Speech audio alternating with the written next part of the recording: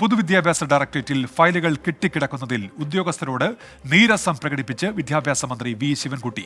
ഉദ്യോഗസ്ഥരുടെ കനത്ത വീഴ്ചയാണ് ഫയലുകൾ കെട്ടിക്കിടക്കുന്നതിലേക്ക് കാര്യങ്ങൾ എത്തിച്ചത് എന്നാണ് മന്ത്രിയുടെ വിമർശനം. ഫയലുകൾ ഉടൻ തീർപ്പാക്കിയില്ലെങ്കിൽ കർശന നടപടി നേരിടേണ്ടി വരുമെന്നും മന്ത്രി മുന്നറിയിപ്പ് നൽകി. ഓരോ ഫയലും ഒരു ജീവിതമാണ്. മുഖ്യമന്ത്രിയുടെ വാക്കുകൾ പറഞ്ഞിട്ടിപ്പോ കുറേയായി. പക്ഷേ നമ്മുടെ ചില ഉദ്യോഗസ്ഥർക്ക് ഇപ്പോഴും ഇക്കാര്യത്തിൽ വെളിവ് വന്നിട്ടില്ലെന്നതാണ് യാഥാർത്ഥ്യം. വർഷങ്ങൾ പഴക്കമുള്ള ഫയലുകൾ പോലും പൊതുവിദ്യാഭ്യാസ ഡയറക്ടറേറ്റിൽ കെട്ടിക്കിടക്കുകയാണ്. ഇതാണ് വിദ്യാഭ്യാസ മന്ത്രിയെ ചൊടിപ്പിച്ചത്. ഉന്നത ഉദ്യോഗസ്ഥരുടെ യോഗത്തിലാണ് മന്ത്രി വി ശിവൻകുട്ടിയുടെ രൂക്ഷ വിമർശനം.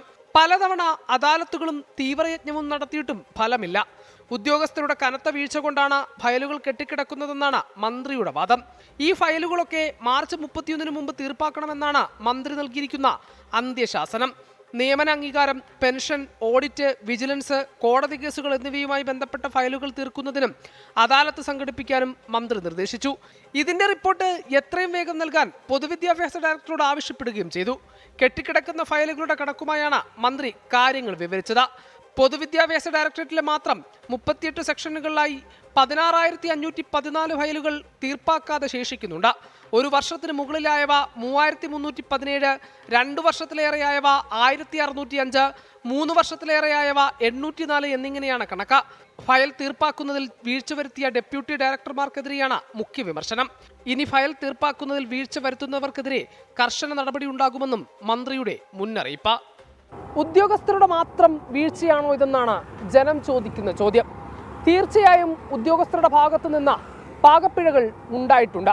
പക്ഷേ ഭരണയന്ത്രം കൈയാളുന്ന മന്ത്രിമാർക്ക് ഇതിൽ ഉത്തരവാദിത്തമില്ലേ?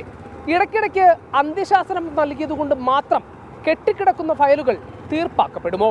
ഹരികൃഷ്ണൻ, 24, തിരുവനന്തപുരം. പൊതുജനം കഴുതയല്ല സാർ.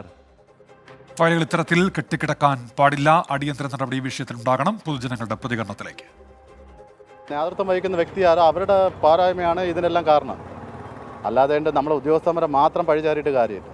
നമ്മൾ ഉദ്യോഗസ്ഥന്മാരും അവരിൽ കിടക്കുന്ന മുകളിൽ കിടക്കുന്ന നേതാക്കന്മാരും അതിൻ്റെ ആൾക്കാരാണ്. അതുകൊണ്ടാണ് ഈ ഫയലുകളെല്ലാം കെട്ടിക്കിടക്കുന്നത്. ഉദ്യോഗസ്ഥരും മന്ത്രിസഭയുടെയും വീഴ്ചയാണത്. ജനങ്ങളെ പറ്റിക്കാൻ വേണ്ടിയാണ് ഓരോ കാര്യങ്ങൾ പറഞ്ഞവർ കൊണ്ടുപോകുന്നത്. ഈ ഭരണകൂടത്തിൻ്റെ വീഴ്ചയാണ് ഈ ഫയൽ കെട്ടിക്കിടക്കുന്നത്. ഭരണകൂടത്തിൻ്റെ വീഴ്ച ഇല്ലെങ്കിൽ ഈ ഫയൽ കെട്ടിക്കിടക്കില്ല. അതിനെ ക്ലിയറായിട്ട് പറഞ്ഞെടുത്ത് അത് ശരിയാക്കിയെങ്കിൽ അത് ശരിക്ക് അതിൻ്റെ രീതിക്ക് പോകും. കേരളത്തിലെ മുഴുവൻ ഓഫീസുകളുടെയും സീനിയോറിറ്റി ഫയലുകളെല്ലാം കെട്ടിക്കിടക്കുകയാണ്. ഇതിലെ ഉത്തരവാദികൾ ഉദ്യോഗസ്ഥരല്ല, സർക്കാരും മന്ത്രിമാരുമാണ്.